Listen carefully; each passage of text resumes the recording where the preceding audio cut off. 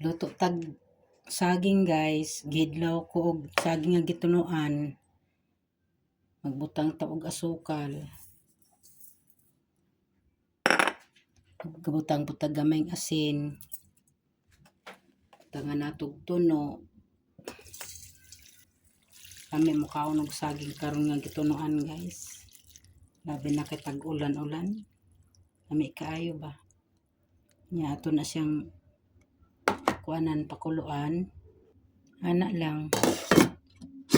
Isa lang dito sa kalayo. Agoy kalami ani ini kaluto. Bukal naman na siya. Atong tangtangon ang taklog kay basig maawas ang tuno. Sayang. Gihidlaw man ta og kanang saging nga tinunuan magluto ta. Ay kalami ani. Palutuin ni siya gusto kay para mag-espiso gyud ang iyang sabaw. Niya para di magbobo ang kanyang tuno, di na to takloban. Antod sa iyang pagkaluto.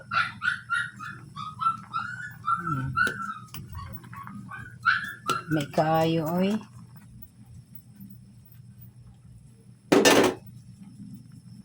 Unsa may tawag sa inyo ani nga luto kay ako basta tinunuan na saging mao ra kong nahibaw-an.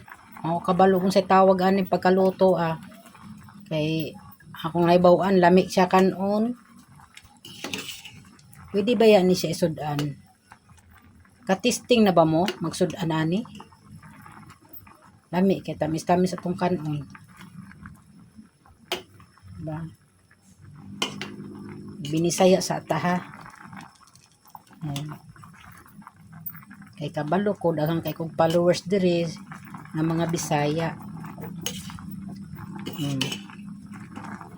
Hapit na siya maluto. Sagdanan nato na siya magbukal hantod sa mga maluto gid ang atong saging.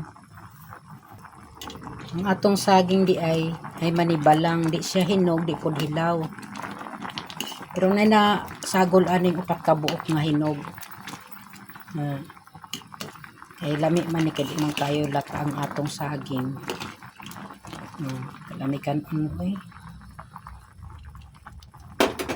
Ato pa na siyang pabukalon og gusto para maglapot ginang iyang sabaw nga tuno.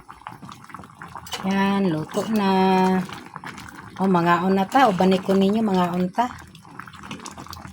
Maghukad lang kung akong kanon ha. Yan, maghukad ta sa atong kanon.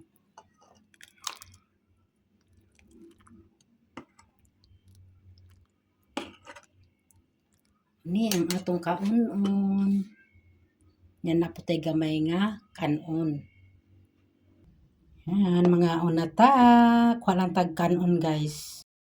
Mangaon na ta guys. Ayan, panihapon naman to guys. Kaya mag-alas 5 na.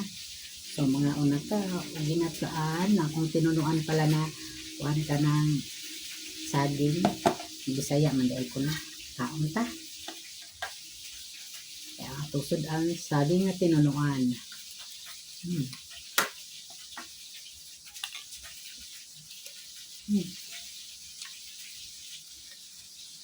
Nakasuway na ba mo magtudad karang saging ang gitunuan? Lami ba niya? Lami ni siya ikuan isudang sa kanon.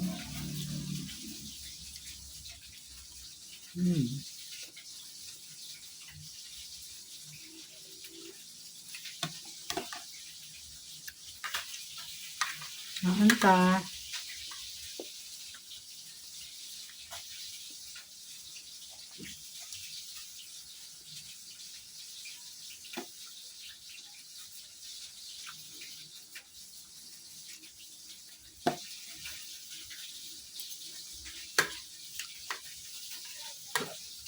Actually guys, nagprito ako ng isda para kay daddy.